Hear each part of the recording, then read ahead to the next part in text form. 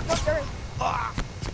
Oh wait, what the hell? Forefront is an early access VR game that aims to bring the classic Battlefield concept to VR.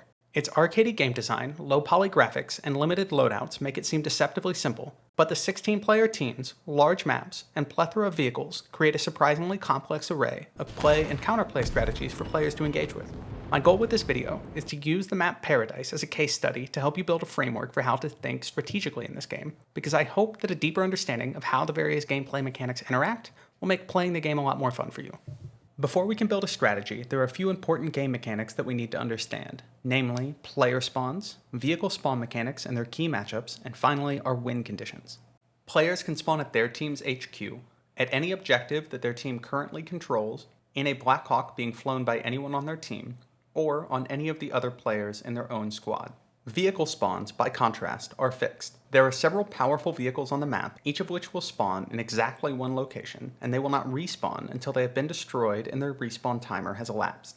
The Coalition HQ on the southwest corner of the island has a Blackhawk spawn, along with several ATV and Humvee spawns. The OR HQ is on a carrier in the far east of the map. To offset the disadvantage of spawning off the island, their HQ has both a Blackhawk and a Littlebird spawn, and they start the round with an additional 80 tickets. This map is unique in that most of the powerful vehicles have contested spawns, which means that both teams are constantly competing to control these vehicles, and, perhaps as importantly, to deny them to the enemy team. A standard tank spawns at A. This is vulnerable to the Apache's rockets, but it should have a guaranteed kill against all other vehicles. The AA tank spawns at D. This has a guaranteed kill against the Littlebird or Blackhawk, and it is a major threat to the Apache, but it is also vulnerable to the Apache's rockets, which makes their matchup about even. Finally, we have the Apache, which spawns at the helipad on the oil rig in the center of the map. This is the most powerful vehicle on the map, because its rockets can kill any player or vehicle, but only the AA tank or enemy engineers can pose a meaningful threat to it. Feel free to pause here so you can memorize these respawn timers, because to excel at this game, you'll need to be constantly aware of where these vehicles are and when they are destroyed so that you can predict exactly when they will respawn next. At the beginning of this clip, D is neutral, E is being captured, and the enemy team has both the Apache and a full squad dedicated to controlling the oil rig. To counter, I deployed with a Talon and drop on E to prevent it from being captured. Having cleared E, my next priority is dealing with the Apache. The moment that I see it's been destroyed, I start a mental timer for 90 seconds, and I'm already thinking about how I can prevent the enemy team from getting it again. But before I can do that, I need to make sure that my team takes control of the AA tank that I also know is about to respawn at D. Once I'm confident that we have the AA tank and D is clear, I redeploy to HQ so that I can hop in the Littlebird and go contest the Apache spawn. When there's about 15 seconds left on the respawn timer, you can hear me call for a teammate to spawn on me so that we can steal it. One of y'all wants to spawn on me. The Apache's going to be ready in here. There it is. Got it. Oh, is it behind tank from the game?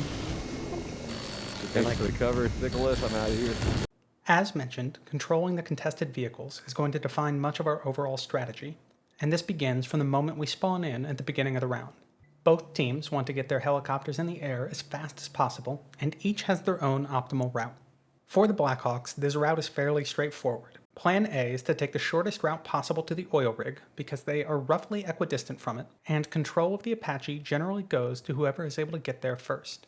Next, they'll make a hard turn towards the AA tank at D. If this is contested, everyone remaining on the helicopter should bail out here to give your team the best chance of winning that fight.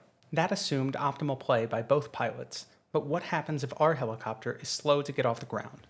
Once it's clear that we're losing the race to the center, we change course and fly directly to D. By taking a shorter route to D, we ensure that our team controls at least one key objective, and secure an early counter to the other team's Apache. If we don't spawn near the helicopter, we should rush to one of the other vehicles. The boats are fairly slow, so for the Coalition this means grabbing an ATV or Humvee and heading directly to A or D. If either of the OR pilots takes a suboptimal route, we can punish by capturing at least one of those key objectives. Anyone who is slow getting into a vehicle can head to B or C.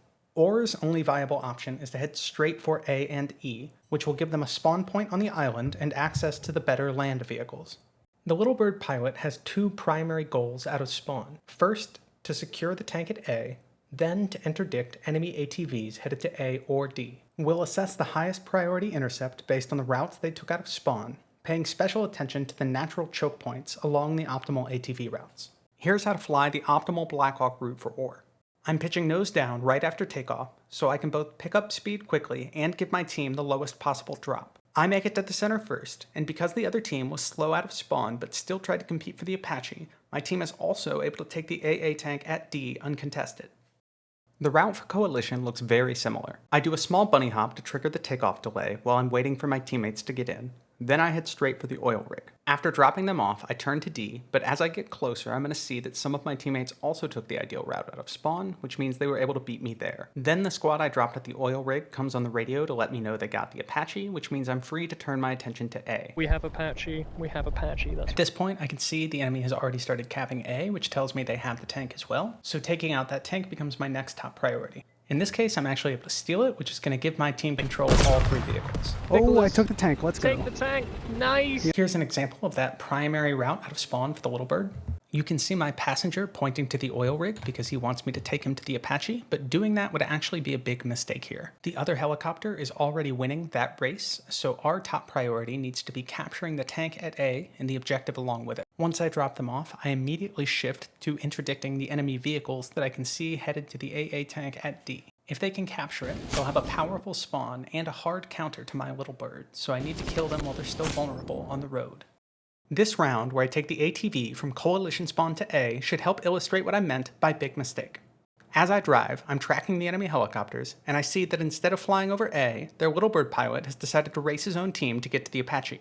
It looks like they narrowly win that race, but as we'll see, this was a huge blunder because it leaves both A and D uncontested, which allows me to control the tank at A for the entire round. Failing to secure the AA tank or establish any meaningful foothold on the island early makes it easy for my team to counter the Apache, and it leaves most of their team stranded on the carrier. At this point, they have no choice but to try and traverse this large open space with no cover. Perhaps worse still, without any way to get infantry or land vehicles close to me, they have no effective way to damage my tank, so I'm able to leverage the tank's excellent range to pick them off with impunity. This disadvantageous HQ location is why the ore were given the extra little bird, and throwing it away at the beginning of the round has more or less cost them the entire game, which, as you can see, did not go well. Now that we've covered the optimal routes out of spawn, it's worth asking why those routes are optimal and what it means to be optimal in the first place. To answer that, I'll introduce some basic game theory, but first let's cover the last of our key mechanics, win conditions. To win the game, we must deplete our opponent's tickets to 0, and we have 2 primary ways to do that. A ticket is subtracted each time a player spawns in, so unless that player is revived, each kill is worth 1 ticket. Whenever one team controls more objectives than the other team, tickets are continuously subtracted from the team with fewer objectives, in proportion to the net difference in objectives held by each team. With these mechanics in mind, we can define the optimal strategy as that which results in the highest expected value in terms of net tickets subtracted from the opposing team. We'll begin with the simple scenario where there is only one other player. Killing the other player has an EV of 1, dying has an EV of -1, and a trade is worth 0 because the EVs cancel out. Now let's introduce a second enemy. At baseline, the EV of killing both players is the same, but what if one of them is firing on a friendly, and we assess they have a 90% chance of killing them if we don't intervene? Now our calculation of the EV of killing the second enemy has to incorporate the second order effect of preventing them from killing our teammate. We know that the EV of a friendly death is -1, but it's not guaranteed that they're going to get the kill, so to estimate the actual EV, we discount that by the probability of kill. Thus, to calculate the total EV of killing the second enemy, we add 1 for the kill itself, then subtract the EV of the death that we prevented, which gives us 1.9 total, meaning we should always target that player first. Now for a more interesting question. What's the EV of taking an objective? We know that holding net 1 objective earns us a constant flow of 20 tickets a minute, but how do we translate that into an EV we can compare against the other choices in front of us? In essence, what we're looking to estimate is the net present value of holding this objective, and we can approximate that by borrowing a concept from the world of finance called the discounted cash flow model. First, we need to normalize our units. It takes 20 seconds to capture an objective, so we'll use that as our period. That's 1/3 of a minute, so we'll divide our 20 tickets per minute by 3, giving us a normalized rate of 6.7 tickets per period. Next, we need to pick a discount rate. Since we're assuming roughly even teams, let's be conservative and say there's a 50% chance that the opponents neutralize the objective in any given period. Finally, for this hypothetical, we'll assume there's 10 minutes left in the game, which gives us an upper bound of 30 periods to evaluate. The discount rate ensures that our value will trend towards 0 over time, but setting an upper bound prevents this from turning into a calculus video. Now that we've defined our variables, we can calculate the total EV by first calculating the EV for each period, which is equal to the normalized rate of tickets lost divided by 1 plus the discount rate to the power of periods elapsed. Then we add all of them together, which gives us our final EV of 13.4 tickets. Combining these concepts gives us a framework for assessing the most valuable thing for us to do at any given moment. For example, if we assume that each team has a good pilot who can average 7 kills per minute for the next 5 minutes, with a 25% chance of getting shot down each minute, then the EV of controlling the Apache is 15.7. Corollary to this, if the AA tank gives us an 80% chance of shooting down that pilot, then control of the AA tank is worth 12.56, which means controlling those vehicles is worth roughly the same as controlling an objective. But what if the pilot isn't good and can only average 2 kills per minute? That drops the EV for the Apache to 4.5, and since the AA tank is only really useful insofar as it counters the helicopters, its EV also drops to 3.6. Similarly, the number of objectives that our team currently controls will alter the EV of capturing additional objectives. Going from net 0 to net 1 earns us 20 tickets per minute, but each additional objective is only worth 5 tickets per minute, which means our normalized rate drops to 1.7, dropping the total EV for that objective to 5.1. As we capture more objectives, defending them gets progressively harder, which means we should adjust our discount rate to reflect the fact that the enemy is more likely to recapture. This drops the EV to 3.8, which helps explain why sometimes it is better to abandon one of the less important objectives so that we can defend the vehicle spawns. Obviously, these values are heavily contingent on the assumptions in our estimates, so in-game we should be constantly adjusting those estimates to align with the actual behavior we observe from our opponents. Unfortunately, expounding on what that looks like in practice will have to wait for another video.